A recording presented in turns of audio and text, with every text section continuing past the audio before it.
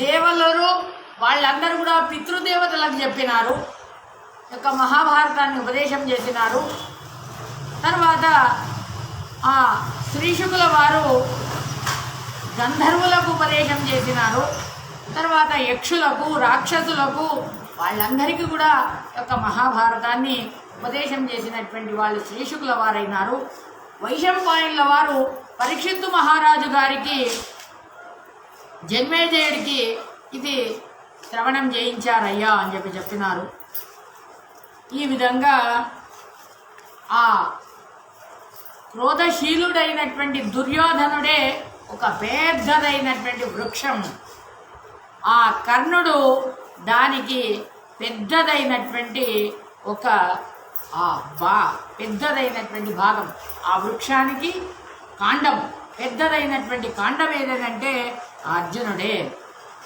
దానికి శాఖ ఏది అనంటే ఆ యొక్క శకుని ఒక శాఖ అని చెప్పినారు. ఆ దుశ్శాసనుడే సమృద్ధమైనటువంటి దానికి పుష్పము అని చెప్పినారు. పుష్పము మరియు ఫలము.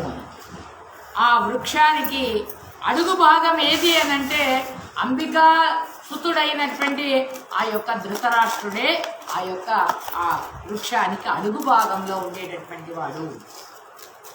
ఈ విధంగా ధర్మాత్ములైనటువంటి ఆ యుధిష్ఠిరుల వారిది ఇంకొక వృక్షం ఉంది అని చెప్తున్నారు. వాళ్ళది మహావృక్షమే. ఆ యుధిష్ఠిరుడు ఒక మహావృక్షమైతే అర్జునుడు దాని యొక్క స్కందమయ్యా అని చెప్పినారు. భీమసేన దేవుల వారు దాని యొక్క శాఖ. మాద్రి యొక్క కుమారులైనటువంటి నకుల సహదేవులు వాళ్ళిద్దరూ కూడా దానికి ఫలపుష్పాలు లాంటి వాళ్ళు. ఈ విధంగా ఆ యొక్క ఆ చెట్టుకు మూలం అంటే ఆ యొక్క కృష్ణ పరమాత్మలు మరియు బ్రాహ్మణులు మరియు వేదాలు అనే విధంగా దాని గురించి ఎప్పుడైతే ప్రస్తావన చేసినారో తర్వాత ఆ పాండువు తన యొక్క పరాక్రమము చేత యుద్ధము లోపల అనేకమైనటువంటి దేశాలను తాను గెలిచినటువంటి వాడైనాడు. తర్వాత అరణ్యం లోపల తన పత్నితోని కలిసి వేటాడడానికని వెళ్ళినాడు.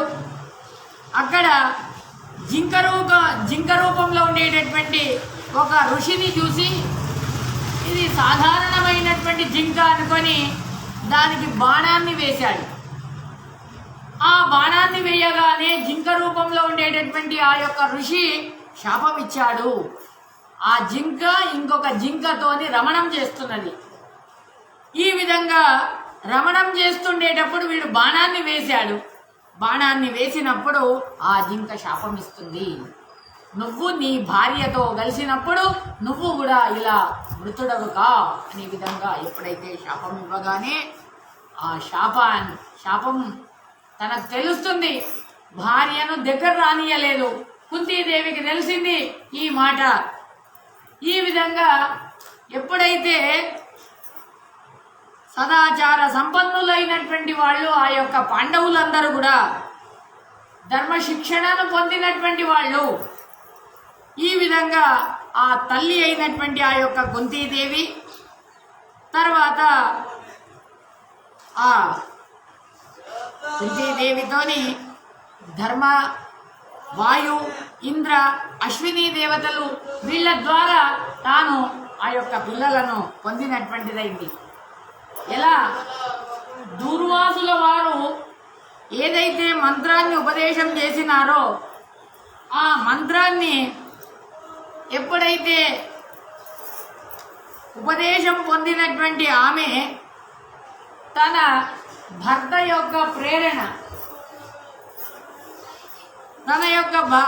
యొక్క ప్రేరణ చేత నాకంటే అధికులైనటువంటి వాళ్లను నువ్వు పిలవాలి, నా యోగ్యత ఎంత ఉందో నా యోగ్యత కంటే మీరినటువంటి వాళ్ళను నువ్వు పిలవాలి అని ఆయన్నే ఆ పాండురాజు గారు చెప్పినప్పుడు ఈయన కంటే అధికుడైనటువంటి వాళ్ళు ఎవరు? యమదేవుడు. కాబట్టి మొదలు యమదేవుణ్ణి పిలిచినారు, వాయుదేవుణ్ణి పిలిచినారు. ఇంద్రదేవుణ్ణి పిలిచినారు. ఈ విధంగా ఆమె ఆ ధర్మరాజు గారు, భీమసేనుల వారు, అర్జునుడిని పొందింది ఆ యొక్క కుంతీదేవి. మాద్రి అన్నది కదా, స్వామి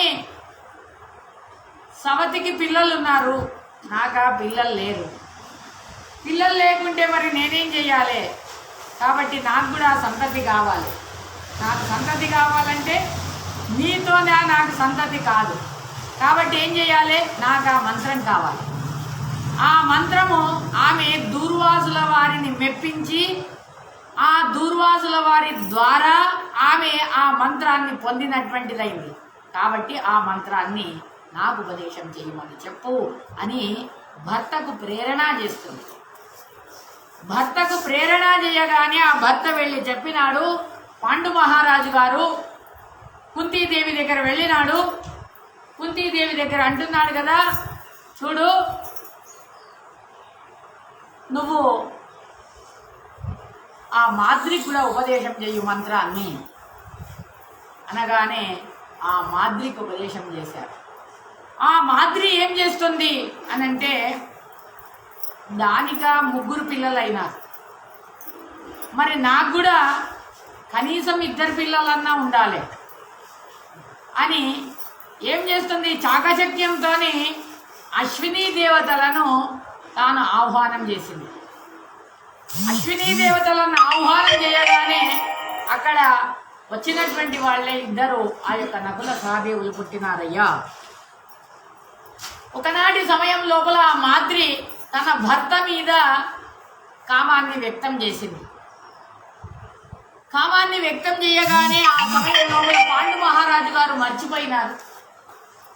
భార్యతోని రమణం లోపల సిద్ధానికి పూనుకున్నాడు. మాద్రి నిమిత్తంగా తాను కామానికి ఎప్పుడైతే సిద్ధం కాగానే అప్పుడు తాను మృతుడయ్యాడయ్యా.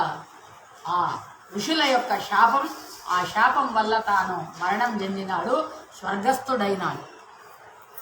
ఎప్పుడైతే ఆయన స్వర్గలోకానికి వెళ్ళగానే ప్రజలు ఈ విధంగా యుధిష్ఠిరుల వారి వాళ్ళు సత్యముతో ఉండేటటువంటి వాళ్ళు, భీమసేన దేవుడి యొక్క బలము, యుధిష్ఠిరుల వారి యొక్క సత్యము, భీమసేనుల వారి యొక్క బలము, అర్జునుడి యొక్క విక్రమం, పరాక్రమం. ఈ విధంగా దీన్నన్నింటినీ చూసి అక్కడ ఋషులు వాళ్ళందరూ కూడా చాలా సంతోషం చెందినారట. ఎందుకొరకంటే యుధిష్ఠిరుల వారు ఎల్లప్పుడూ కూడా అసత్యం ఆడారు, వాళ్ళు సత్యాన్నే పలుకుతారు.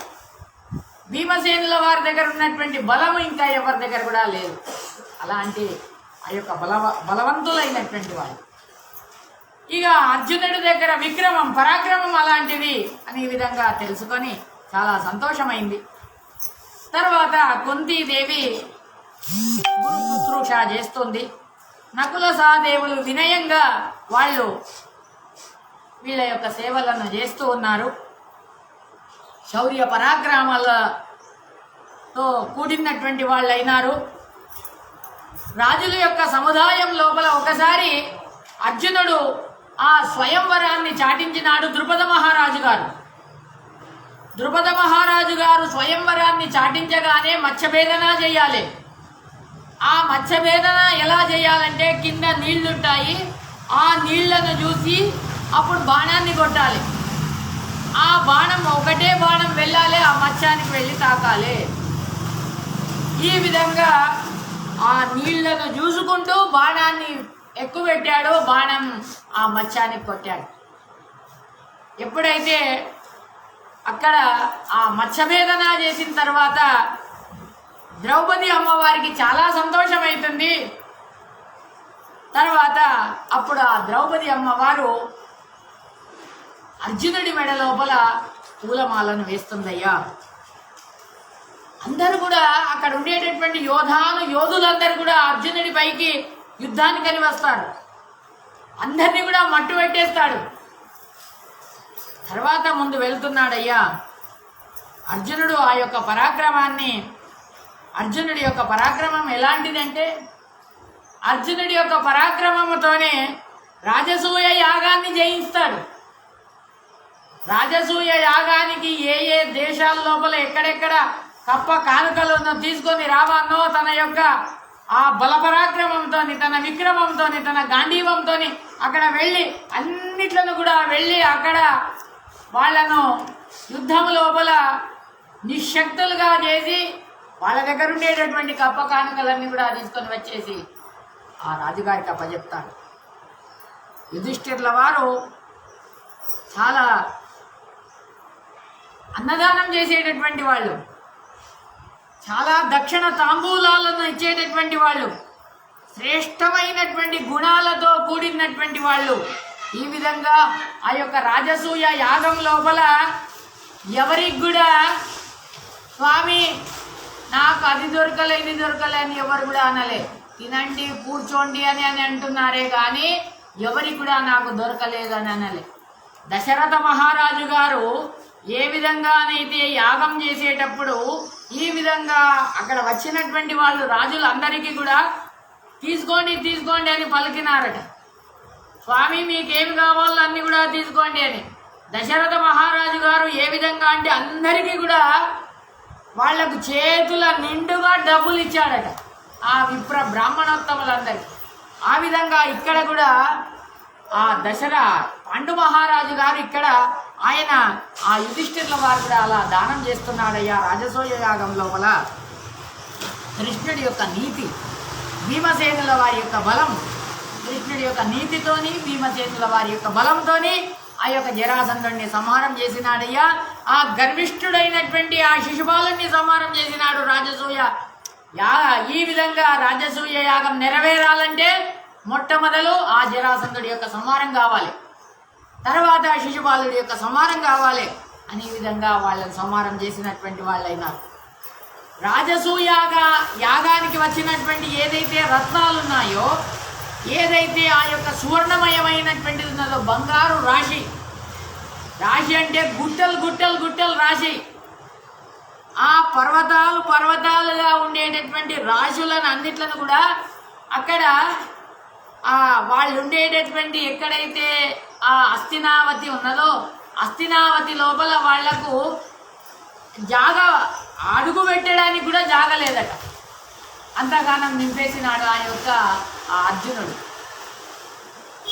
ఎక్కడ కూడా జాగలేదు. ఎక్కడ చూస్తే అక్కడ రత్నాలు, ఎక్కడ చూస్తే అక్కడ ఆ యొక్క వజ్రాలు, ఎక్కడ చూస్తే అక్కడ వైడూర్యాలు, ఎక్కడ చూస్తే అక్కడ బంగారు మాణిక్యాలు ఇలా కుప్పలు కుప్పలుగా పడి ఉన్నాయి. ఈ విధంగా పాండవులందరూ కూడా చాలా అద్భుతమైనటువంటి సముద్రమయ ఆ సమృద్ధమైనటువంటి ఆ యొక్క ఐశ్వర్యాన్ని చూసినటువంటి వాళ్ళు. ఈ విధంగా దుర్యోధనుడు ఎప్పుడైతే తనకు ఒట్టికిచ్చి అవుతున్నదండి వాళ్ళని చూసి ఆ కోపం ఆయనకు వచ్చేస్తుంది. తర్వాత మయుడు నిర్మాణం చేసినటువంటిది ఒక పెద్ద సభ ఉంది. మయుడు అర్జునే కొరకు ఒక కానుకగా ఇస్తాడట.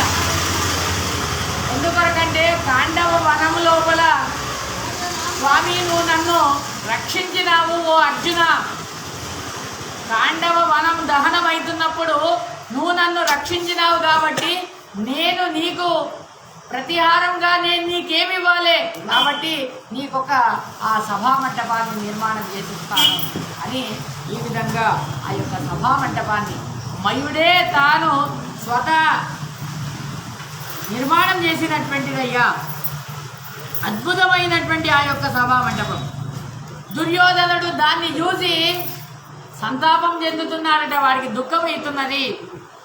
ఈ విధంగా ఆ యొక్క సభ లోపల అవివేకుడైనటువంటి వాడు సామాన్య జనుల్లాగా భ్రాంతి అయినటువంటి వాడై దాంట్లో జారిపడతాడయ్యా వాడు. ఒకసారి అక్కడ మేడపైన ఉన్నారు ఎవరు ఆ భీమసేనుల వారు, తర్వాత కృష్ణ పరమాత్ముడు చూసి అట్టహాసం చేస్తారు, నవ్వుతారు.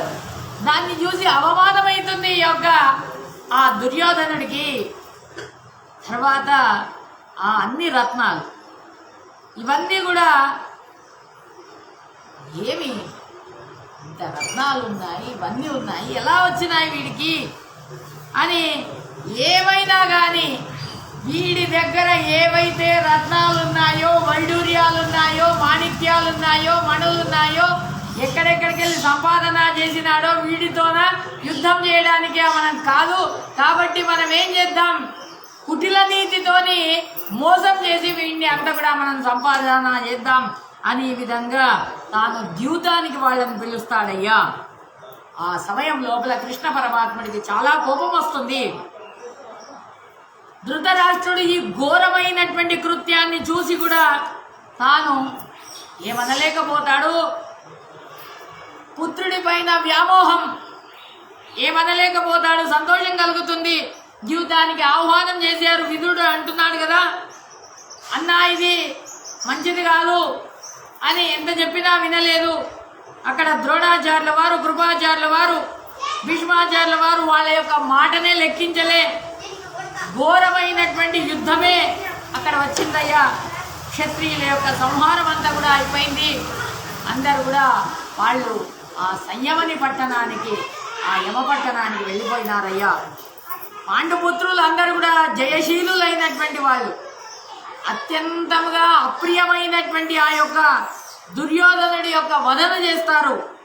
ఈ విధంగా శకుని కర్ణుల యొక్క సంహారం అవుతుంది. ఆ యొక్క ధృతరాష్ట్రుడు చాలా చింత చేస్తాడు. సంజయుని గురించి ఈ విధంగా మాట్లాడుతున్నాడు. ఒరే సంజయ, నువ్వు మేధావి అయినటువంటి వాడివి, నువ్వు ప్రాజ్ఞుడు అయినటువంటి వాడివి, నువ్వు బుద్ధివంతుడు అయినటువంటి వాడివి, నువ్వు అధ్యయనాన్ని చేసినటువంటి వాడివి.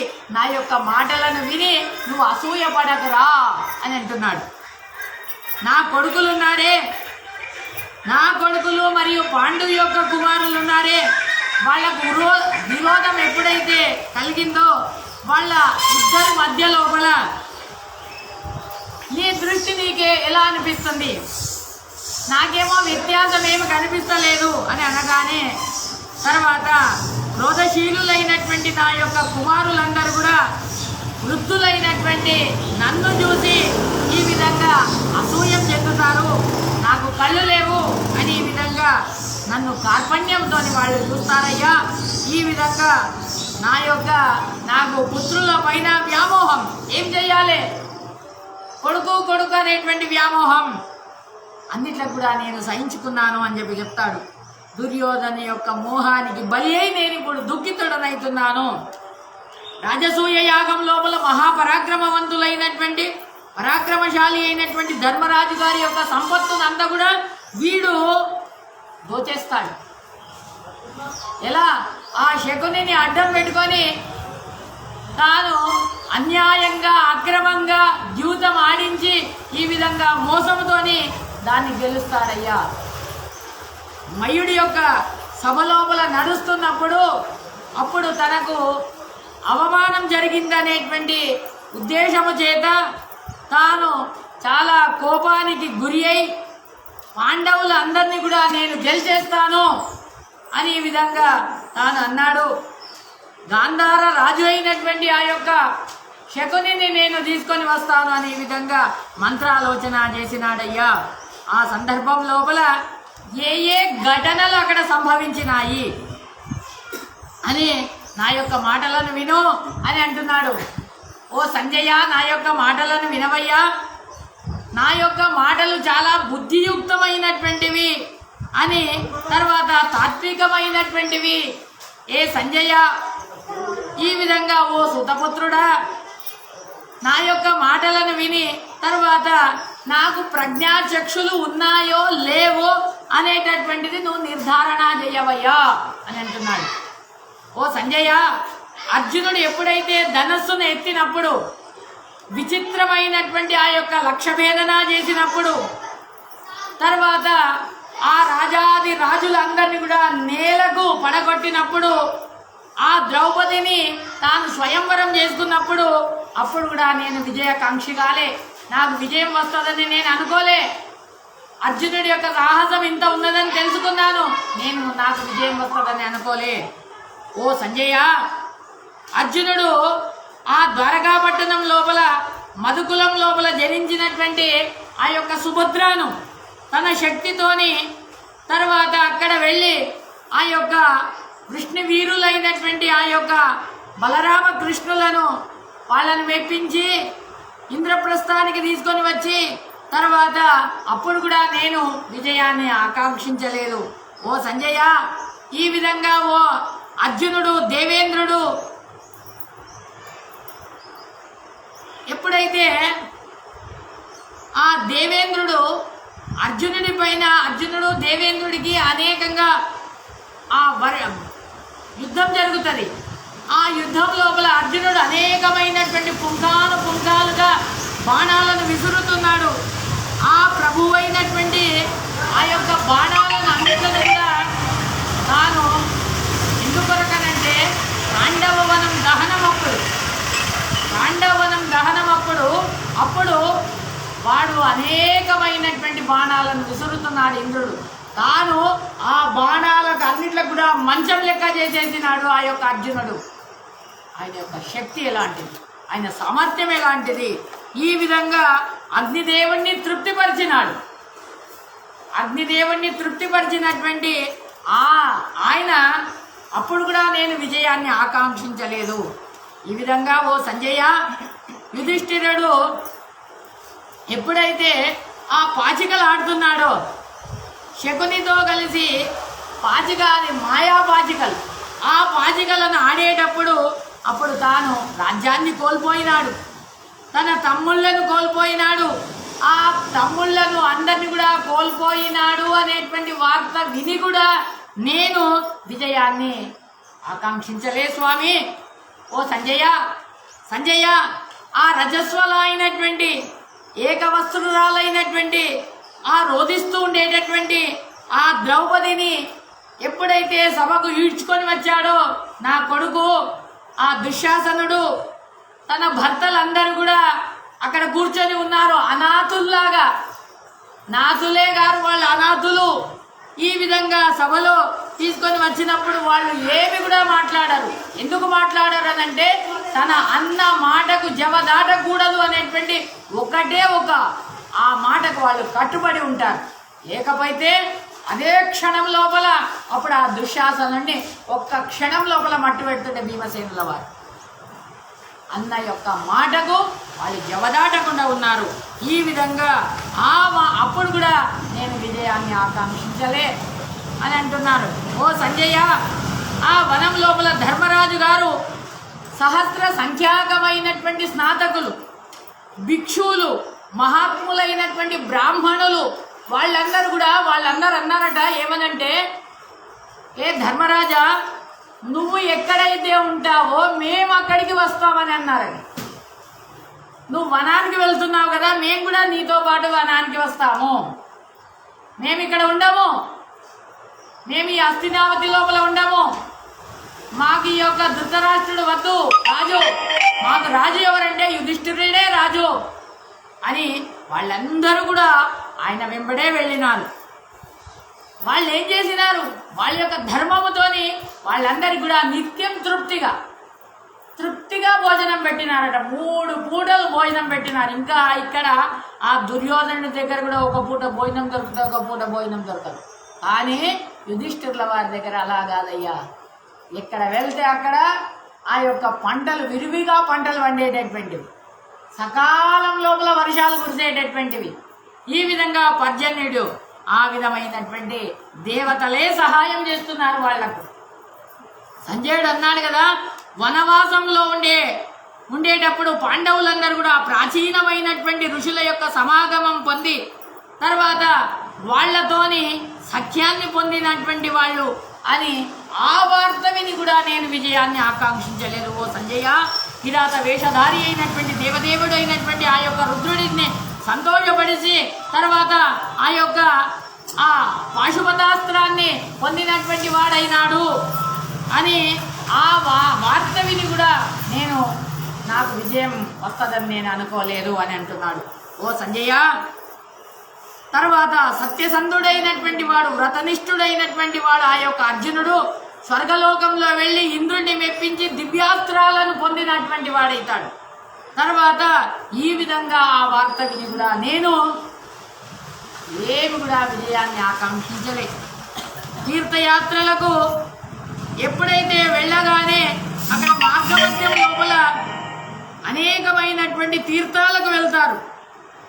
లోమశర అనేటువంటి వాళ్ళ యొక్క సమాగమాన్ని పొంది అక్కడ అర్థలాభము దాన్ని చేసుకొని ఆ వార్త విన్న తర్వాత కూడా నాకేమి విధంగా నాకు విజయం వస్తుందని అనుకోలే. ఓ సంజయ, భీమసేన దేవుడు తన మిగిలిన ఏదైతే సహోదరులు ఉన్నారో ఆ సహోదరులందరినీ కూడా తర్వాత ఎప్పుడైతే సౌగంధిక పుష్పాని కొరకు వెళ్ళి అక్కడ వాళ్ళందరినీ కూడా కుబేరుని మొదలైనటువంటి వాళ్ళందరినీ కూడా యుద్ధంలో ఓడించి సౌగంధిక పుష్పాన్ని తీసుకొని వచ్చాడు అనేటువంటి వార్త విని కూడా నాకు భయం వేసింది. నాకు ఇంకా విజయమే వస్తుందని అనుకోలేదు. ఓ సంజయ, ఈ విధంగా ఆ కర్ణుడి యొక్క ప్రచోదనకు తాను బలి అయి తర్వాత ఘోషాయాత్రకు వెళ్ళారు. ఎప్పుడైతే నా కుమారులందరూ కూడా ఎప్పుడైతే ఘోషాయాత్రకు వెళ్ళగానే అప్పుడు గంధర్వులు ఏం చేశారు, నా కుమారులందరినీ కూడా కట్టేశారు. కట్టేయగానే ఆ వార్త అర్జునుడికి తెలుస్తుంది. అర్జునుడికి తెలియగానే అర్జునుడు ఆ గంధర్వులతోని యుద్ధం చేసి నా కుమారులందరినీ కూడా విడిపించాడు. అర్జునుడి యొక్క సామర్థ్యం ఎలాంటిది అయినా కానీ కూడా నాకు విజయం మీద ఆకాంక్ష లేదు, నాకు విజయం వస్తుందని అనుకోలే. ఓ సంజయ, యక్ష రూపంలో వచ్చినటువంటి ఆ యొక్క యముణ్ణి సంతోషపరిచినాడు. ఆ యొక్క ధర్మరాజు గారు సమర్పకమైనటువంటి ఉత్తరాన్ని ఇచ్చినాడు. ఆయన ఏ ప్రశ్నలను అడుగుతాడో అన్ని ప్రశ్నలకు సమాధానం ఇచ్చినాడు. ఆ వార్త విని కూడా నాకు విజయం మీద ఆకాంక్ష లేదు. ఓ సంజయ, విరాట నగరం లోపల వేరే వేషాలను వేసుకుంటారు, ప్రచ్ఛన్న వేషధారులైనటువంటి వాళ్ళు వీళ్ళు.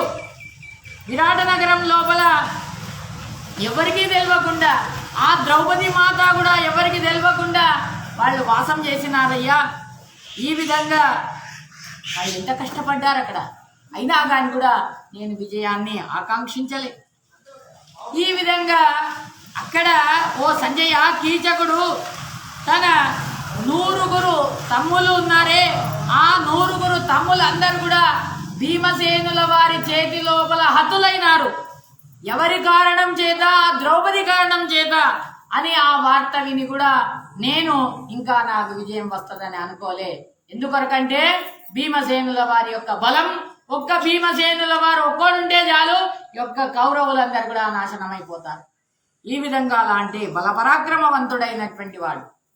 ఓ సంజయ, విరాట నగరం లోపల మహాత్ములైనటువంటి పాండవులందరూ కూడా ఎప్పుడైతే వాళ్ళు వాసం చేస్తున్నారో అర్జునుడు ఒకటే రథం లోపల కూర్చొని శ్రేష్టమైనటువంటి నా వాళ్ళు ఎవరైతే ఉన్నారో వాళ్ళందరినీ కూడా ఒకటే క్షణం లోపల వాళ్ళందరినీ కూడా ఓడించినాడు. ఆ వార్త విని నాకు చాలా భయం వేసింది. అప్పుడు కూడా నాకు ఇంకా విజయం దొరుకుతుందని అనుకోలే. ఓ సంజయ, మత్స్యరాజు అయినటువంటి ఆ యొక్క విరాటుడు అర్జునుడిని సత్కరించి తన కుమార్తె అయినటువంటి ఉత్తరాదేవిని అర్జునుడికి ఇచ్చినప్పుడు అర్జునుడు అన్నాడు కదా, నేను ఈమెకు నాట్యాన్ని నేర్పినాను.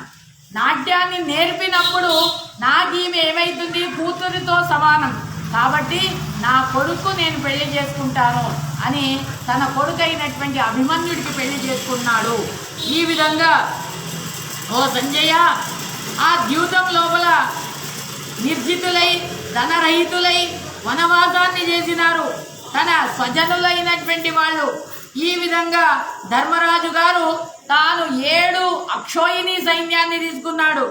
అదే విధంగా తీసుకొని వీళ్ళతో యుద్ధం చేసినాడయ్యా. ఓ సంజయ, ఈ విధంగా అప్పుడు నారదుల వారు వచ్చి నాకు చెప్పారు, బ్రహ్మదేవుడి యొక్క సభ లోపల ఒకసారి నరనారాయణులు అర్జునుల వారు వాళ్ళు ఎవరనుకుంటున్నావు, ఆ నరుడు నారాయణుడు సాక్షాత్ భగవంతుడే అని నారదుల వారు వచ్చి చెప్పారు. అయినా కానీ కూడా నాకు బుద్ధిహీనమైపోయింది, నాకు తెలుసుకోలేకపోయాను అని అంటున్నాడు. ఈ విధంగా ఏం చెప్పాలి స్వామి ఇంకా? ఓ సంజయ, ఏ కృష్ణ పరమాత్ముడైతే సమగ్రమైనటువంటి యొక్క భూమిని త్రివిక్రమావతారంతో తాను ఒక పాదం మొత్తం భూమి మీద పెట్టేసినాడు. అతల వితల సుతల తలాతల లోకాలన్నీ కూడా వశమైపోయినాయి. ఒకే పాదముతోని భూమిని వశం చేసుకున్నటువంటి ఆ యొక్క స్వామి, ఆ యొక్క కృష్ణ పరమాత్ముడు ఈ పాండవులకు హితం కావాలనేటువంటి ఉద్దేశం చేత తాను బద్ధ కంకణుడైనాడయ్యా అని చెప్తారు.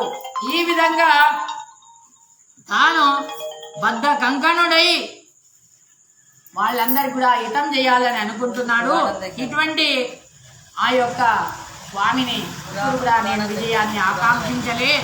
ఓ సంజయ, కర్ణుడు, దుశ్శాసనుడు తర్వాత వాళ్ళు ఎప్పుడైతే మంత్రాలోచన చేసినారో ఆ సమయం లోపల కృష్ణుడిని ప్రశ్నించినప్పుడు అప్పుడు ఆ కృష్ణుడు వచ్చినాడు. కృష్ణుడు రాగానే ఆ సభ లోపల దుశ్శాసనుడు, కర్ణుడు, దుర్యోధనుడు మొదలైనటువంటి వాళ్ళందరూ కూడా దుష్టమైనటువంటి ఆలోచనతోని వాళ్ళు మంత్రాలోచన చేసినప్పుడు కృష్ణ పరమాత్ముడు సంధికని వచ్చినప్పుడు ఆ కృష్ణ పరమాత్ముడిని ఇంకేం కట్టేయండి అనగానే ఆ రాయబారి అయినటువంటి కృష్ణ పరమాత్ముడిని కట్టాలని ప్రయత్నం చేసినప్పుడు కృష్ణ పరమాత్ముడు ఒక్కసారి తన విశ్వరూపాన్ని చూపెడతారు. ఆ విశ్వరూపాన్ని చూపెట్టినప్పుడు కూడా నాకు ఇంకా నాకు విజయం మీద ఆకాంక్ష పోయింది.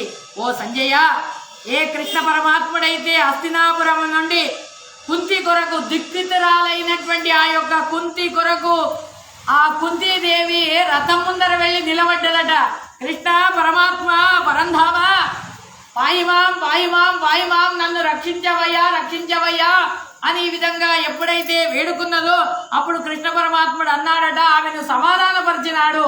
నీకేం కాదు, నేను నీ పక్షాన ఉన్నాను అని విధంగా చెప్పాడు. ఈ విధంగా అప్పుడు కూడా నాకు ఆ యొక్క విజయం మీద ఆకాంక్ష లేకుండా పోయింది. ఓ సంజయ, ఈ విధంగా శుభ ప్రయత్న రహితమైనటువంటి నా యొక్క ఈ కొడుకులు ఏదైతే ఉన్నారో రథాంగపాణి అయినటువంటి ఆ యొక్క కృష్ణ పరమాత్ముని మరియు అర్జునుడిని ఎప్పుడైతే వాళ్ళు సభకు వచ్చినప్పుడు నా యొక్క కుమారులు వాణ్ణి చెరబట్టాలని చూసినప్పుడు అప్పుడు కూడా నాకు చాలా బాధ అయింది. ఏం చెయ్యాలి? ఆ యొక్క వాసుదేవుడు పాండవులకు అందరికి కూడా మంత్రి కావాలి అనేటువంటి ఉద్దేశం చేత, అదేవిధంగా శంతను యొక్క కుమారుడైనటువంటి భీష్మాచార్యుల వారు, భరద్వాజుల యొక్క కుమారులైనటువంటి యొక్క ద్రోణాచార్యుల వారు, అదేవిధంగా పాండవులందరూ కూడా వేదోక్తమైనటువంటి ఆశీర్వాదాలను వాళ్ళు చేసినటువంటి వాళ్ళు. ఈ విధంగా అప్పుడు కూడా నేను విజయాన్ని ఆకాంక్షించలేవో సంజయ. ఆ కృష్ణుడు, అర్జునుడు మరియు గాంధీవ ధనస్సు, ఉగ్ర పరాక్రమము, ఈ మూడు వస్తువులు ఎక్కడైతే ఉంటాయో అక్కడ విజయం సత్యం. ఎక్కడ కృష్ణుడు, ఎక్కడ అర్జునుడు, ఎక్కడ గాంధీవం, అక్కడ విజయం సత్యం అని ఈ విధంగా చెప్తున్నాడు. ఈ విధంగా ఇంకేం చెప్పాలి ఓ సంజయ? సేనాముఖం లోపల అర్జునుడు అనేకమైనటువంటి తత్వాలను తెలుసుకున్నటువంటి వాడైనాడు అని విధంగా చెప్తున్నారు. ఈ విధంగా కృష్ణుడు తన విశ్వరూపాన్నే చూపెట్టినటువంటి వాడు. అటువంటి ఆ కృష్ణ పరమాత్ముడితోని మేము యుద్ధం చేయడానికి మాకు సాధ్యమా? కాబట్టి మాకు ఇంకా విజయం వస్తుందని మేము అనుకోలే అని అంటున్నాడు. ఓ సంజయ, శత్రుకర్షకుడు అయినటువంటి యుద్ధం లోపల ప్రతినిత్యము కూడా 10,000 యొక్క రథాలను నాశనం చేసేటటువంటి ఆ యొక్క భీష్మాచార్యుల వారు యుద్ధం చేస్తున్నప్పుడు ఏ పాండవులు ఒక్కళ్ళు కూడా ఒక్క చిన్న పిల్లవాడు కూడా చనిపోలే. అంటే ఈ విధంగా ఓ సంజయ, శూరుడైనటువంటి వృద్ధుడైనటువంటి ఆ యొక్క భీష్మాచార్యుల వారు ఎప్పుడైతే ధనుర్బాణాలను త్యాగం చేయగానే తాను అనేకమైనటువంటి బాణాలను పుంకాలుగా విసురుతాడు. ఆయన పైన విసిరిన తర్వాత తాను కింద పడుకోకూడదు అనేటువంటి ఉద్దేశం చేత శరకల్పాన్ని చేస్తాడు. ఆ యొక్క బాణాలతోనే ఒక మంచాన్ని ఏర్పాటు చేస్తాడు ఆ యొక్క అర్జునుల వారు. ఓ సంజయ, శరతల్పం లోపల ఎప్పుడైతే పడుకొని ఉండేటటువంటి ఆ యొక్క భీష్మాచార్యుల వారు అర్జున నాకు నీళ్లు కావాలి అని అడిగినప్పుడు ఆ అర్జునుడు ఏం చేస్తాడంటే ఆ భూమికి ఆ తన బాణాన్ని ఎప్పుడైతే కొట్టగానే ఆ భూమి నుండి నీరు వచ్చి ఆ భీష్మాచార్యుల వారి యొక్క నోటిలో పడ్డదయ్యా. ఆ భీష్మాచార్యుల వారిని తృప్తిపరిచింది. ఈ విధంగా ఈ పరాక్రమం ఎవరికి ఉంది? నీళ్లు తెచ్చి అనగానే నా కొడుకులందరూ కూడా బంగారు ముంతలలో నీళ్లు తెచ్చిస్తారు. కానీ ఆ పరాక్రమం అలాంటిది. నీళ్లు కావాలనంటే ఈయన ఎవరు? గంగాపుత్రుడైనటువంటి వాడు. గంగాపుత్రుడైనటువంటి వాడికి గంగా నీళ్ళనే ఇవ్వాలనేటువంటి ఉద్దేశం చేత ఆయన కిందికి బాణాన్ని కొట్టాడు. ఆ గంగామాతనే వచ్చింది ఆయనకు ఉద్ధారం చేస్తున్నదయ్యా. ఈ విధంగా ఓ సంజయ, ఏ శుక్ర సూర్యులు పాండవులకు జయం కావాలి, అనుకూలించాలనేటువంటి ఉద్దేశం చేత వాళ్ళు ఉచ్చస్థానం లోపల ఉన్నారట.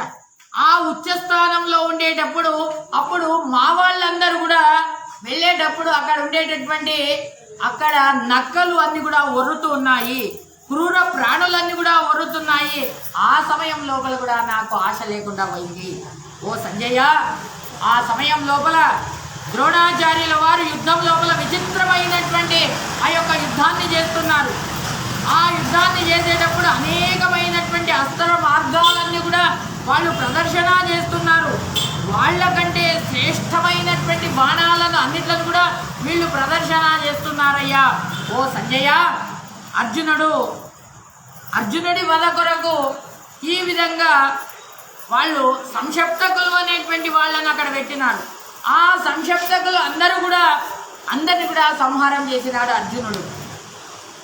ఓ సంజయ, ద్రోణాచార్యుల వారు అభేద్యమైనటువంటి వ్యూహాన్ని రచన చేసినారు. ముందర భాగం లోపల శస్త్రాలను పెట్టుకున్నారు. ఈ విధంగా అభిమన్యుడు ఆ పద్మవ్యూహం లోపల వెళ్ళినాడు. ఆ పద్మవ్యూహంలో ప్రవేశం చేయడానికే కాదు ఎవరికి, కానీ దాంట్లో ప్రవేశించినాడు ఆ యొక్క అభిమన్యుడు. లోపల ప్రవేశించి తర్వాత వాళ్ళ యోధులతోని తాను యుద్ధం చేసినటువంటి వాడైనాడయ్యా. ఈ విధంగా అర్జునుడిని ఎదిరించలేక ఆ బాలకుడైనటువంటి అభిమన్యుడిని సంహారం చేసి నా కొడుకులందరూ కూడా అట్టహాసం చేసినారయ్యా. అప్పుడు నాకు విజయం మీద ఆకాంక్ష లేకుండా పోయింది. ఓ సంజయ, అభిమన్యుడు ఎప్పుడైతే సంహారం కాగానే మూఢులైనటువంటి నా యొక్క కుమారులందరూ కూడా సంతోషం వ్యక్తం చేస్తున్నారో అభిమన్యుడు అప్పుడు క్రోధముతోనే అన్నాడు కదా, ఏ సైంధవుడు బాగా అట్టహాసం చేస్తున్నాడట. సైంధవుడు అట్టహాసం చేయగానే ఈ సైంధవుడిని నేను సంహారం చేస్తానని ప్రతిజ్ఞ చేస్తున్నాడు ఆ యొక్క అర్జునుడు. శత్రుల మధ్యలోపల నిలబడి, రణరంగంలో మధ్యలో నిలబడి గాంధీవాన్ని పట్టుకొని సైంధవుడిని నేను సంహారం చేస్తానని ప్రతిజ్ఞ చేస్తున్నాడు. సత్యవంతుడైనటువంటి వాడు, నీతివంతుడైనటువంటి వాడు. అప్పుడు నాకు చాలా భయం వేసింది. అప్పుడు కూడా నేను ఆ యొక్క విజయం మీద ఆకాంక్ష లేకుండా పోయింది. ఓ సంజయ, యుద్ధం లోపల ఆ ధనంజయుడు ఏం చేసినాడు? తన గుర్రాలన్నీ కూడా వాటికి ఆకలైతున్నది, పాపం నీళ్లు దప్పికాయింది. ఆ సమయం లోపల గుర్రాలన్నిట్లకు కూడా నీళ్లు తాగిపించాలి. ఆ రథానికి వెళ్ళి గుర్రాలను విప్పినాడు. గుర్రాలను విప్పి నీళ్లను తాగిపించేటప్పుడు ఆ వేరే వాళ్ళందరూ కూడా, దుర్యోధనాదులందరూ కూడా ఆ అర్జునుడి పైన ఎప్పుడైతే బాణాలను వేసేటప్పుడు వాడు రథము లేకుండా వాళ్ళందరిపైన బాణాలను వేసి వాళ్ళందరినీ కూడా చీల్చి చెండాలినటువంటి వాడు ఆ యొక్క అర్జునుడు. ఓ సంజయ, ఈ విధంగా అనేకమైనటువంటి దుష్టమైనటువంటి బుద్ధి గలవారు నా కుమారులు వీళ్ళందరూ కూడా. ఏ భీమసేనుల వారైతే యుద్ధభూమి లోపల లీలాజాలంగా కృష్ణుడు ఉండేటటువంటి స్థలానికి వెళ్ళినాడు. ధర్మరాజు గారిని అక్కడికి తీసుకొని వెళ్ళినారు. ధర్మరాజు గారిని చేపట్టాలని అనుకున్నారు వీళ్ళు. ధర్మరాజు గారిని తీసుకొని ఆ భీమసేనుల వారు లీలాజాలంగా కృష్ణుడు ఉండేటటువంటి ప్రాంతానికి వెళ్ళినాడయ్యా. అదే ఆ భీమసేనుల వారికి విహార స్థలం అయిపోయిందయ్యా అని అంటున్నారు. ఈ ఈ విధంగా ఓ సంజయ, కర్ణుడు భీమసేనుల వారిని సమీపించి ఆ ధనుష్కోటి దగ్గర ఆ తర్వాత అక్కడ తన భీమసేనుల వారు అనేకమైనటువంటి మాటలతోని నా కుమారులకు చుచ్చి మనసుకు చుచ్చేటట్టు మాట్లాడినాడు. ఈ విధంగా కర్ణుడిని సమీపించినాడు. కర్ణుడికి కూడా మనసుకు చుచ్చేటట్టుగా మాట్లాడినాడు. సంజయ వినమయ్య, కృతవర్మ, కృప, కర్ణ, అశ్వత్థామ, శల్య వీళ్ళందరూ కూడా కలిసి అర్జునుడి పైన ఆ సైంధవుణ్ణి రక్షించాలని వెళ్ళినారు. ఎవరి వల్ల కూడా సాధ్యం కాలేదు. వీళ్ళందరినీ పక్కకు పెట్టేసి ఆ సైంధవుణ్ణి సంహారం చేసినాడు కృష్ణ పరమాత్ముడి యొక్క సహాయంతో. ఈ విధంగా ఓ సంజయ, ఆ దేవేంద్రుడు ఏం చేసినాడు, కర్ణుడికి ఒక శక్తి ఆయుధాన్ని ఇచ్చినాడు. ఆ శక్తి ఆయుధాన్ని కృష్ణ పరమాత్ముడు ఆ ఘోరమైనటువంటి శక్తి ఆయుధాన్ని కర్ణుడు అర్జునుడి కొరకు దాచిపెట్టినాడు. ఆ ఆయుధాన్ని ఇంకా ఆకాంక్ష లేకుండా పోయింది. రథం లోపల ప్రాయోపవేశానికి కూర్చున్నటువంటి ఆయుధం చేస్తాడయ్యా. ఈ వార్త విని కూడా నాకు విజయం పైన ఆకాంక్ష లేకుండా పోయింది. అత్యంత బలిష్ఠుడైనటువంటి ద్రోణాచార్యుల వారు అని అంటున్నారు. కాబట్టి ఈ విధంగా ఓ సంజయ, యుద్ధ భూమి లోపల యోధుల మధ్య లోపల అశ్వత్థామాచార్యుల వారు తోని యుద్ధం చేస్తున్నారు. నకులుడు అశ్వత్థామాచార్యుల వారు సమానంగా యుద్ధం చేస్తున్నారట. నకులుడికి ఆ యొక్క శక్తి సామర్థ్యాలు ఉన్నాయి. ఈ వార్త విని కూడా ఆహా, ఇంకా నాకు విజయం పైన ఆకాంక్ష లేదయ్యా అని అంటున్నాడు.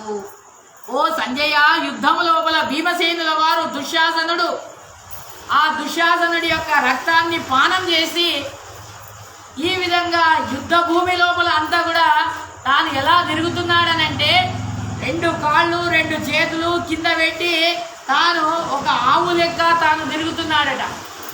హుంకారం చేస్తున్నాడు భీమసేనుల వారు.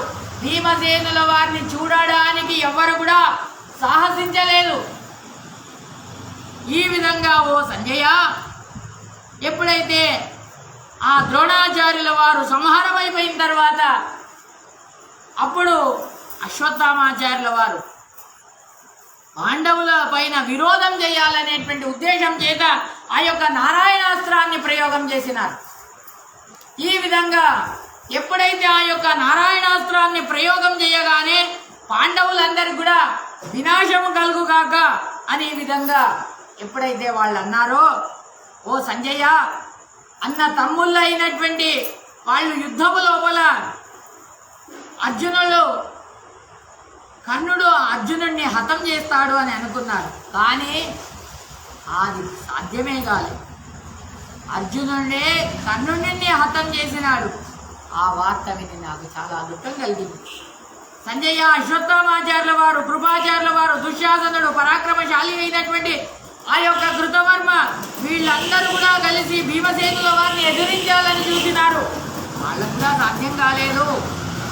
ఈ విధంగా భీమసేనుల వారు ఒక్కళ్ళే వీళ్ళందరినీ కూడా ఎదిరించినటువంటి వాళ్ళు. ఓ సంజయ, కృష్ణుడితోని ఎల్లప్పుడూ కూడా ఆ యుద్ధం లోపల స్పర్ధ చేసినటువంటి మద్రరాజు అయినటువంటి ఆ యొక్క శల్యుడు ఎవరైతే ఉన్నారో ఆ శల్యుడు ఆ ధర్మరాజు గారితోని తాను హతుడైనాడు అనేటువంటి వార్త విన్నాను.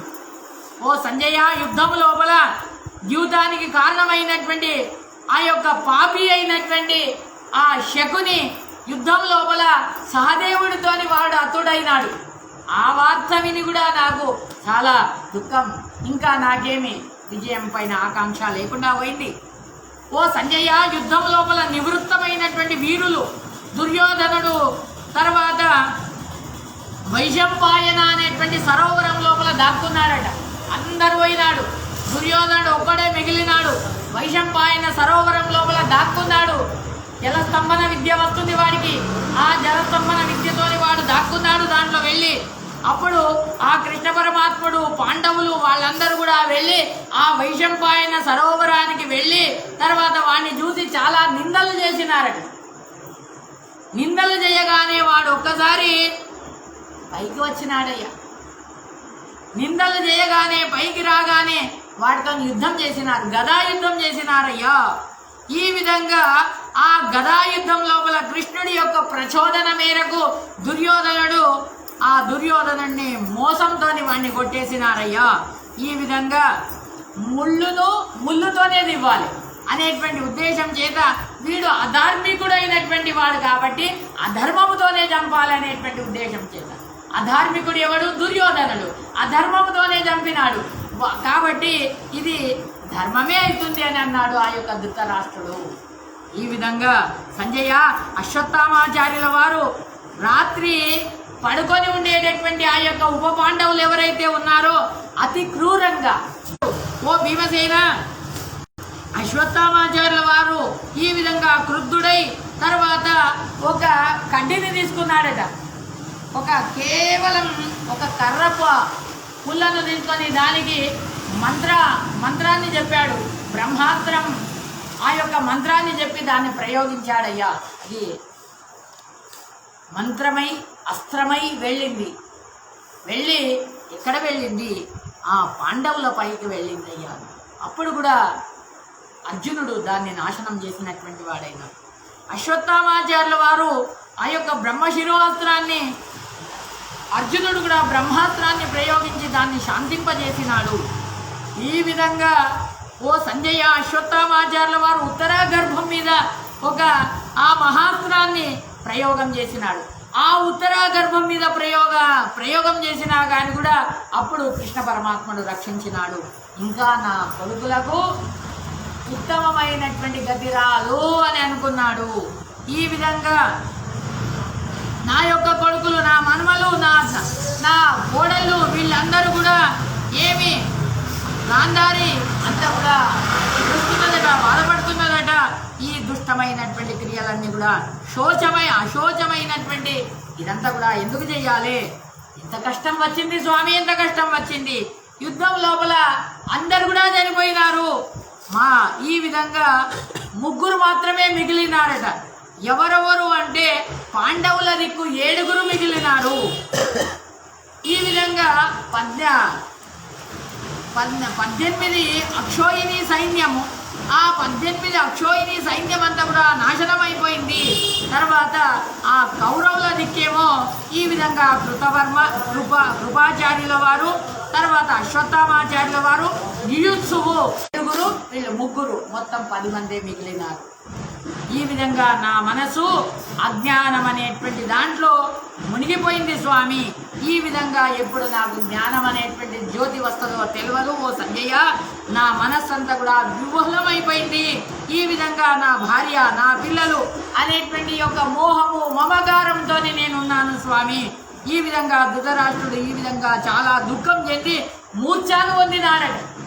మూర్ఛాను పొందగానే ఆ సమయం లోపల సంజయుడు అంటున్నాడు కదా, ఆ పరిస్థితిని చూసి నేను ప్రాణాలను వదిలేయన్నా, చాలీగా నాకు ప్రాణాలను వదిలేస్తా అనగానే అప్పుడు ఆ సంజయుడు అంటున్నాడు కదా, స్వామి విలాపం ఎందుకు, ధైర్యం తెచ్చుకో అని. ఈ విధంగా ఆ ధృతరాష్ట్రుని గురించి మేధావి అయినటువంటి సంజయుడు అర్థపూర్ణమైనటువంటి మాటలతోని వచ్చినటువంటి ఆ యొక్క మహోత్సవాలు, తర్వాత మహాబలము, తర్వాత మేధావులైనటువంటి రాజుల యొక్క కథలన్నీ కూడా నువ్వు తెలుసుకో అని అంటున్నాను. ఈ విధంగా వాళ్ళతోని పెద్ద పెద్ద రాజవంశం లోపల జన్మించినటువంటి వాళ్ళు, సద్గుణశాలులైనటువంటి వాళ్ళు, తర్వాత వాళ్ళ యొక్క పరాక్రమం గురించి, వాళ్ళ యొక్క అస్త్రాల గురించి నేను చెప్తాను నేను. అయితే నీ మనస్సుకు నెమ్మది కలుగుతుంది అని అంటున్నాడు.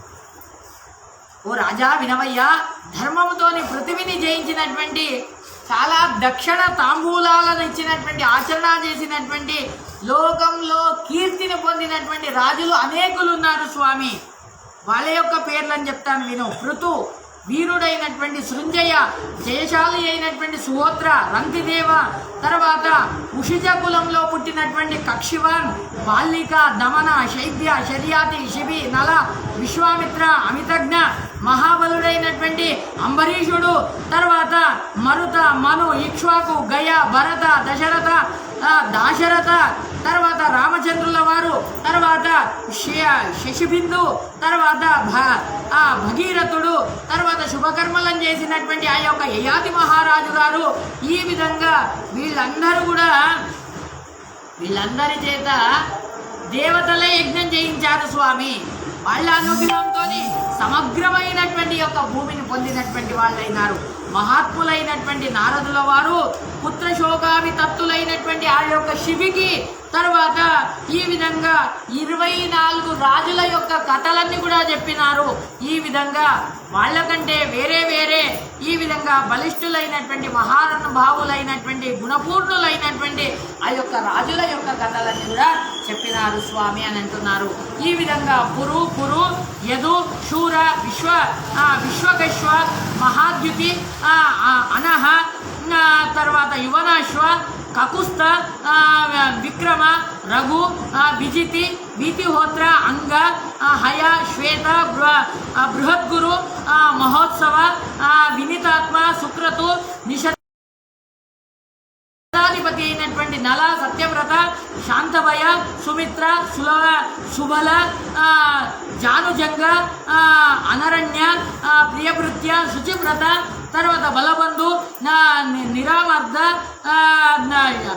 కేతుశృంగ బృహద్బల దృష్టకేతు బృహత్కేతు దీప్తకేతు నిరామయ అధీక్షు బలల ధూర్త దృఢబంధు దృఢాయుధ పురాణం లోపల పూజితులైనటువంటి ప్రత్యంగ పురహ శృతి తర్వాత వీళ్ళే మొదలైనటువంటి వాళ్ళు అంతేకాదు సహస్ర సంఖ్యాకమైనటువంటి వాళ్ళ రాజుల యొక్క కథల వాళ్ళ పేర్లు చెప్పడానికి ఇంకా కాదయ్యా, అసంఖ్యాకులైనటువంటి వాళ్ళు.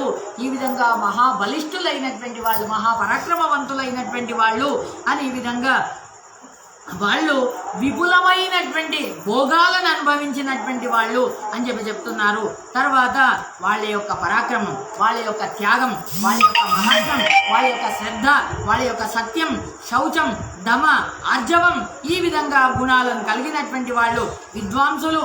తర్వాత ఈ విధంగా ఆ శ్రేష్టమైనటువంటి కవులందరూ కూడా ఈ విధంగా పురాణాలలో వాళ్లను పొగుడుతున్నారయ్యా. ఈ విధంగా సద్బుద్ధి కలిగినటువంటి వాళ్ళు, సద్గుణశాలి అయినటువంటి వాళ్ళు, ఈ విధంగా నీ కుమారులందరూ కూడా దుష్టులు, ఎల్లప్పుడూ కూడా క్రోధశీలులైనటువంటి వాళ్ళు.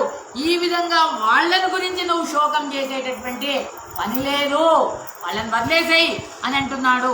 ఇది దైవ సంకల్పం, దైవ సంకల్పంతోనే అలా జరిగింది కాబట్టి నువ్వు దాన్ని వదిలేసేయి అని అంటున్నాడు. కాలనియామకుడైనటువంటి ఆ యొక్క విష్ణువే తాను ఇదంతా కూడా తాను సృష్టి చేస్తాడు కాబట్టి ఉత్పత్తి నాశనాలను చేసేటటువంటి వాడు వాడే, ఈ యొక్క సుఖ దుఃఖాలకు కారకుడైనటువంటి వాడు వాడే, అందరు జీవులందరికీ కూడా ఈ యొక్క దుఃఖాలను ఇచ్చేటటువంటి వాడు, సుఖాలను ఇచ్చేటటువంటి వాడు, సంహారం చేసేటటువంటి వాడు ఆ యొక్క శ్రీహరే స్వామి. కాబట్టి ఈ యొక్క జీవులకు తాపం ఇచ్చేటటువంటి వాడు, పునః ఉపశమనం ఇచ్చేటటువంటి వాడు, తర్వాత విపరిణామం చేపించేటటువంటి వాడు, ఈ విధంగా లోకాలకు శుభాశుభ కర్మలను చేయించేటటువంటి వాడు వాడే. కాబట్టి ఈ విధంగా ఆ యొక్క స్వామి అన్ని వస్తువులలో ఉండి తర్వాత ఈ విధంగా అందరూ ప్రజలందరినీ కూడా పునః మళ్ళీ తాను సృష్టి చేస్తాడయ్యా. ఈ విధంగా వాడికి విశ్రాంతి లేదు, అవిశ్రాంతుడైనటువంటి వాడు లీలాజాలంగా. అయ్యో స్వామి, మనం ఇంత ఒక్క పని చేస్తేనే ఇంకా అలసిపోతాం కదా, పంటాం కదా స్వామి, ఇంకా ఈ 14 లోకాలను సృష్టి చేయాలి కదా, ఎంత అలసిపోతాడో స్వామి అంటే అది మన అజ్ఞానం, మన దుఃఖము. స్వామికి ఏ విధమైనటువంటి విశ్రాంతి లేదు, తాను ఎల్లప్పుడూ కూడా తాను విశ్రాంతి లేదు, ఏ విధమైనటువంటి దుఃఖాలు లేవు. మనకుండేటటువంటి ఏదైతే ఇవన్నీ ఉన్నాయో, సుఖ దుఃఖాలు ఉన్నాయో, వానికి ఏమి కూడా లేదు. వాడు ఎల్లప్పుడూ కూడా నిరాడంబరుడైనటువంటి వాడు, ఆనందపూర్ణుడైనటువంటి వాడు అని ఈ విధంగా చెప్పి తర్వాత ఈ జడ చేతనమైనటువంటి జ్ఞానరూపమైనటువంటి కాలనామకుడైనటువంటి ఆ యొక్క విష్ణువు యొక్క అధీనమైనటువంటి వాళ్ళమని ఈ విధంగా నువ్వు తెలుసుకో, సమాధానం చెందుకో అని ఈ విధంగా ఎప్పుడైతే సంజయుడు చెప్పగానే సంజయుడు అంటున్నాడు కదా, ఈ విధంగా సంజయుడు అనేకమైనటువంటి మాటలను ఈ విధంగా హితబోధ చేయగానే అప్పుడు ఆ యొక్క ధృతరాష్ట్రుడికి ధైర్యం వచ్చేసింది. అప్పుడు అంటున్నాడు కదా, వేదవ్యాసుల వారు ఈ యొక్క ఆది పర్వం లోపల ఉపనిషత్తు రూపం లోపల అనిత్రమణిక అనేటువంటి ఈ యొక్క అధ్యాయాన్ని చెప్పినారు. మహాభారతం లోపల ఈ మహాభారతం అధ్యయనంలో చేస్తే, మహాభారతం మొత్తం అధ్యయనం చేస్తే ఎంత ఫలమో ఒక్క అనుక్రమణిక అధ్యాయం గురించి తెలుసుకుంటే, ఎందుకొరకంటే ఈ అనుక్రమణిక అధ్యాయం లోపల సకల మహాభారతం యొక్క శాస్త్రాన్ని సంక్షేపంగా ఇక్కడ వర్ణన చేసి చెప్పినారు స్వామి. కాబట్టి ఇది చాలా విశిష్టమైనటువంటిది, శ్రేష్టమైనటువంటిది, పుణ్యదాయకమైనటువంటిది అని ఈ విధంగా ఈ మహాభారతం లోపల ఒక్క పాదమైనా కానీ కూడా అధ్యయనం చేస్తే వాళ్ళు పుణ్యాన్ని పొందుతారని చెప్పినారు. శ్రద్ధాభక్తులతోని దీన్ని తప్పకుండా శ్రవణం చేయాలి, వాళ్ళ పాపాలు నిశ్శేషంగా అవి దూరమైపోతాయని అన్నారు. ఈ విధంగా ఇది చాలా పవిత్రమైనటువంటిది. దేవర్షులు, రాజర్షులు ఈ విధంగా శుభకర్మలను చేసేటటువంటిది. ఈ విధంగా యక్షులు, మహోరగులు వీళ్ళందరూ కూడా దాన్ని కీర్తింపబడినటువంటిది. ఈ విధంగా ఇది పూజ్యులైనటువంటి సనాతనుడైనటువంటి ఆ యొక్క వసుదేవ సుతుడైనటువంటి శ్రీకృష్ణ పరమాత్ముడినే ఇక్కడ కీర్తింపబడతాడు అని చెప్పినాడు. తర్వాత వాడే సత్యవంతుడైనటువంటి వాడు, ఋత, పవిత్ర, పుణ్యప్రద, శాశ్వతుడైనటువంటి వాడు, పరబ్రహ్మ, పరజ్యోతి, తర్వాత ఈ విధంగా సనాతనుడైనటువంటి వాడు అని ఈ విధంగా ఎప్పుడైతే చెప్పి తర్వాత జ్ఞానులందరూ కూడా ఈ యొక్క దివ్యమైనటువంటి ఆ యొక్క కర్మలన్నీ కూడా ప్రశంస అనేటువంటి దాన్ని చేస్తున్నారయ్యా. సృష్టి, స్థితి, సంహార ఇవన్నీ కూడా వాడితోనే జరిగినాయని చెప్పినారు. ఈ యొక్క సత్ అంటే ఈ యొక్క అసత్ అంటే ఈ యొక్క దుర్జనులు, సత్ అంటే సజ్జనులు, సదసత్ అంటే ఉభయ విధులు అయినటువంటి వాళ్ళని చెప్పినారు.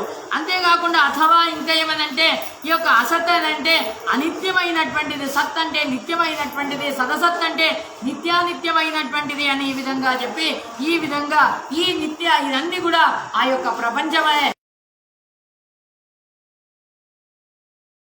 పూర్వజన్మం లోపల ఈ విధంగా పంచభూతాలకు సంబంధించినటువంటి శరీరం లోపల నడుస్తున్నటువంటి సకల వ్యాపారాల గురించి అంతా కూడా దీంట్లో చెప్పబడినది నాయన. తర్వాత ధ్యానము, యోగము, బలము అన్ని కూడా తర్వాత యతిశ్రేష్ఠులైనటువంటి వాళ్ళ గురించి అంతా కూడా ఇక్కడ చెప్పబడ్డది అని చెప్పినారు. తర్వాత ఈ విధంగా మహాభారతం వాటిని అన్నిట్లను కూడా కొண்டாడుతూ ఉన్నదని చెప్పినారు. ఏ మనుషులైతే శ్రద్ధాపూర్వకంగా సత్యముతోని ఈ విధంగా దీన్ని పారాయణం చేస్తారో, ఈ విధంగా ఈ అనుక్రమణిక అనేటువంటి అధ్యాయాన్ని తెలుసుకుంటారో వాళ్ళు సర్వ పాపాల నుండి విముక్తులైతారు స్వామి. ఈ విధంగా ఈ యొక్క మహాభారతం లోపల ఆది పర్వం లోపల అనుక్రమణిక అనేటువంటి అధ్యాయం లోపల ఈ విధంగా శ్రవణము, ఆ అనుక్రమణిక అధ్యాయాన్ని ఎవరైతే శ్రవణం చేస్తారో వాడు ఆస్తికుడై సకల కష్టాల నుండి వాడు నివృత్తి పొందుతాడు. సభలో ఎక్కడ వెళ్ళినా కానీ కూడా వారికి జయమవుతున్నది. దాన్ని జపం చేస్తే చాలు, ఈ అనుక్రమణిక అధ్యాయాన్ని జపం చేస్తే చాలు, తక్షణంగా వారికి పాపాల నుండి వాడు నిర్ముక్తుడైతాడు అని చెప్పి తర్వాత అంతేకాదు దేవతలకు సంబంధించినటువంటి యొక్క పగలు, తర్వాత పిశాచులకు సంబంధించినటువంటి రాత్రి, తర్వాత ఈ విధంగా సత్య, తర్వాత అబద్ధాలు ఇవన్నిట్లకు సంబంధించినటువంటి అంతా కూడా ఈ అనుక్రమణిక అధ్యాయం లోపల మహాభారతం లోపల దీంట్లో చెప్పబడ్డదయ్యా అని చెప్పినారు. ఈ విధంగా ఈ యొక్క అనుక్రమణిక అధ్యాయము తర్వాత శ్రవణానికి యోగ్యమైనటువంటిది అని చెప్పినారు. ఈ విధంగా నవనీతము ఏ విధంగా అది దది యొక్క సారభూతమో ఆ విధంగా బ్రాహ్మణులు ద్విపదులలో శ్రేష్ఠులు, అదేవిధంగా ఆరణ్యక ఉపనిషత్తులు వేదాల లోపల ఏ విధంగా శ్రేష్టమో అదేవిధంగా అమృతము ఔషధాల లోపల ఏ విధంగా శ్రేష్టమో ఈ అనుక్రమణిక అనేటువంటి అధ్యాయం కూడా మహాభారతం లోపల సారభూతమైనటువంటిది, శ్రేష్టమైనటువంటిది అని ఈ విధంగా చెప్తున్నారు.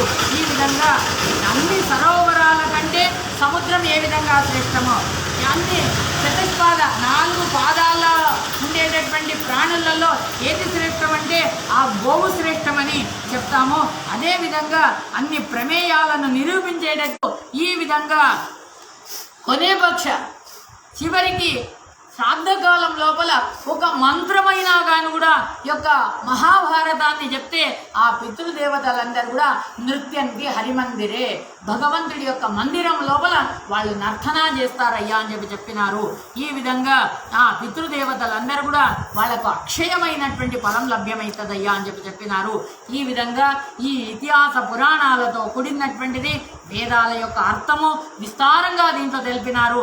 ఈ విధంగా అల్ప విద్యతో ఉండేటటువంటి యొక్క మనుషుడు, తర్వాత ఈ విధంగా అల్ప ఆయుష్, అల్ప విద్య, ఈ విధంగా వేదాల యొక్క వ్యాఖ్యానానికి ఎవడైతే వాడు వెళ్తాడో వాడికి అల్ప విద్య ఉంటుంది, అల్ప ఇది ఉంటుంది, వాడు వేదమే ఈ యొక్క మహాభారతం భయపడుతుందట. ఈ విధంగా అందుకొరకనే వాడు జ్ఞానవంతుడై సరి అయినటువంటి జ్ఞానాన్ని పొందినటువంటి వాడు ఉంటేనే వాడు ఉద్ధారం అవుతారని చెప్పినారు. ఈ విధంగా ఈ యొక్క మహాభారతం వేదవ్యాసుల వారు దీన్ని రచన చేసినారు. ఇది పంచమ వేదము. 4 వేదాలు, ఋగ్వేదం, యజుర్వేదం, సామవేదం, అథర్వణ వేదం ఏ విధంగానో ఈ మహాభారతం అనేటువంటిది 5వ వేదము, పంచమ వేదం అని చెప్పినారు. దీని యొక్క వ్యాఖ్యానాన్ని యొక్క పురుషార్థాలు దీన్ని తెలుసుకుంటే పురుషార్థాలు మనకు లభ్యమవుతాయి. అంతేకాదు భ్రూణ హత్య మొదలైనటువంటి పాపాలన్నీ కూడా పరిహారమైపోతాయి అని అంటున్నారు. ఈ విధంగా ఎవరైతే ప్రతి పర్వం లోపల ఈ యొక్క సంగ్రహాధ్యాయాన్ని పఠనా చేస్తారో వాళ్ళు తప్పకుండా ఉద్ధారమవుతారని చెప్పినారు. ఋషులకు యోగ్యమైనటువంటి ఈ యొక్క మహాభారతాన్ని శ్రద్ధతోనే ఎవరైతే వింటారో వాళ్ళు ఆయుష్మంతులైతారు, దీర్ఘాయుష్మంతులైతారు అనే విధంగా చెప్పి తర్వాత దేవతలు, ఋషులు, తర్వాత అందరూ కూడా చేరి ఒక కక్కడి లోపల పెట్టినారట మహాభారతాన్ని. సమస్త ఐశ్వర్యం, దేవతల ఐశ్వర్యం అంతా కూడా ఒక చోట పెట్టినారు. దేవతల ఐశ్వర్యం అంతా కూడా ఒక చోట పెట్టినారు, మహాభారతాన్ని ఒక చోట పెట్టినారు. ఈ విధంగా ఆ తక్కడి ఎంతకైనా లేస్తలేదట. ఎందుకు? ఇది మహత్వా భారవత్వాచ మహాభారతం వచ్చేది. ఇది మహత్వ అయినది, భారమైపోయింది, ఎంతకైనా లేస్తలేదయ్యా. అప్పుడు సర్వ పాపాల నుండి విముక్తి చేసేటటువంటిదయ్యా ఇది అని చెప్పినారు. దీంట్లో తపస్సు మనకు అది వ్యర్థం కాదు, అధ్యయనం వ్యర్థం కాదు, స్వభావం వ్యర్థం కాదు, వేదనిధి అయినటువంటి ఆ వేద విధి కూడా అది వ్యర్థం కాదు. రాజుల యొక్క రాజులు ప్రజల నుండి వాళ్ళు ఏదైతే ఆ ధనాన్ని స్వీకారం చేస్తారో అది కూడా వ్యర్థం కాదు. కానీ ఉద్దేశం మాత్రం సరిగ్గా ఉండాలి. ఉద్దేశం మాత్రం మనది తప్పిపోతే అది ఇదంతా కూడా సంసార బంధనానికి మనం కారణమవుతామని చెప్పినారు. ఇది శ్రీమన్మహాభారతే శతసహస్రికాయాం సంహితాయాం ఆదిపర్వణి ప్రథమోధ్యాయ అనుక్రమణిక పర్వ సమాప్తం. శ్రీకృష్ణార్పణమస్తు.